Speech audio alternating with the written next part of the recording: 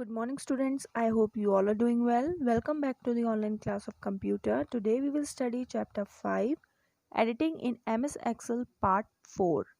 Today's topic is, today I am going to show you two videos, one on inserting rows and columns and other on inserting multiple rows and columns. So let's watch the videos. For joining us today. I'm Rudy Stebby, and welcome to episode 4, inserting a new column or row in Excel 2010 here on Help Desk TV. If you determine that you need to add more information, you can always add a column or row to your spreadsheet. First, select a column to the right of where you want to insert the new column. Click the Insert drop-down arrow, then select Insert Sheet Columns. Or you can just click the Insert button.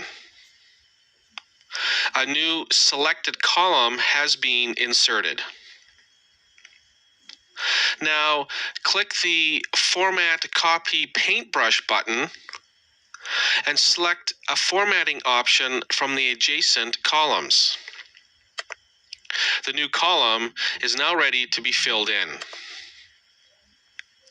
If you are in need to increase the size of this new column to fit your newly entered text, you can grab the column border where the cursor then turns into wide arrows, for which you can then move the border to widen or shrink the size of the column. Inserting a row works much in the same way as adding a column, only you select the row beneath the row you wish to insert and select Insert Sheet Rows from the Insert drop-down menu. So you want to insert a row in the middle of all this data. It's easy. Place your cursor at the row heading where you want your new row to be.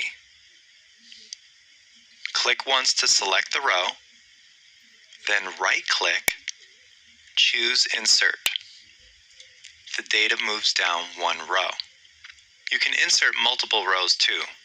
To insert 3 rows, place your cursor at the row headings, click and drag to select 3 rows,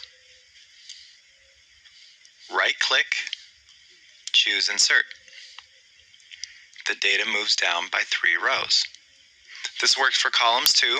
If you want to insert a column, place your cursor at the column heading where you want your new column to be. Click to select the column. Right-click, choose Insert. The data moves right one column. And finally, for multiple columns, place your cursor at the column headings. Click and drag to select 2 columns. Right-click, choose Insert. The data moves right by 2 columns. Easy. I hope the videos are clear to everyone. Thank you. Stay safe and stay healthy.